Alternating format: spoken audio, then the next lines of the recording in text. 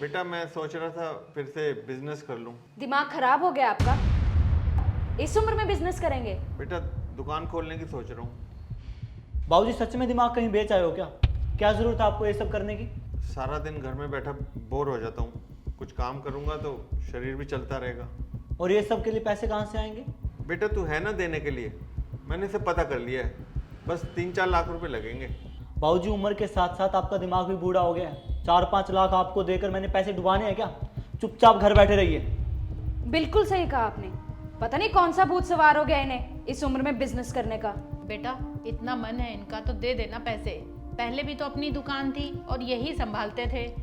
मैं तो बहू का फिर भी घर के कामों में हाथ बटा लेती हूँ, ये तो सारा दिन घर पे खाली बैठे रहते हैं। माँ आपको पता है ना, इस घर का सब कुछ मैं ही संभाल रहा हूँ। आप फिर भी ये सब बोल रही हैं।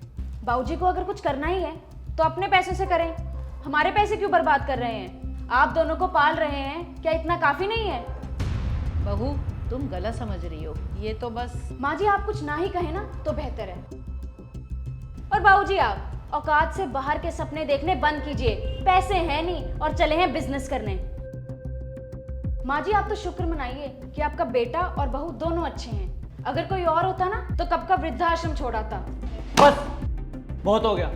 आज के बाद इस घर में बिजनेस की कोई बात नहीं होनी चाहिए। बेटा खाना तो खाता जा। हो गया मेरा। कम से कम उन्हें चैन से खाना तो खा लेने देते। जीना हराम करके रखा हुआ है। भैया चलोगे? बाबूजी आप? ओ अब समझी, इसलिए आप घर से झूठ बोलकर निकलते हैं। रुको अभी फोन करती हूँ मैं आपके बेटे को, उन्हें भी तो पता चले कि उनके पापा क्या गुल खिला रहे हैं। बेटा क्या कर रही है? मत करना, बात करते हैं ना। सुनो माँ जी को लेके जल्दी यहाँ पे आ जाओ, मैं अभी लोकेशन भेज रही हूँ। बाबूजी इसका मतलब कि अगर हम आपकी बात नहीं मानेंगे तो आप अपनी मनमानी करोगे। अब तो मैं कभी कभी सोचती हूँ कि मेरे सास ससुर ना ही होते तो अच्छा होता। किस चीज की कमी रखी है हमने आपको?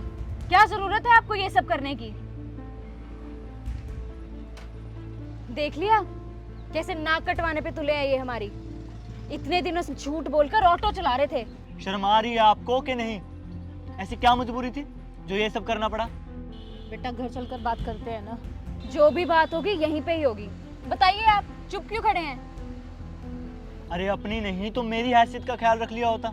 क्या कहेंगे लोग जब उन्हें पता लगेगा कि मेरा बाप ऑटो चलाता है? क्यों? क्योंकि उन्हें दुकान खोलनी है पैसे इकट्ठे करके। माँ आप ही समझाइए इनको।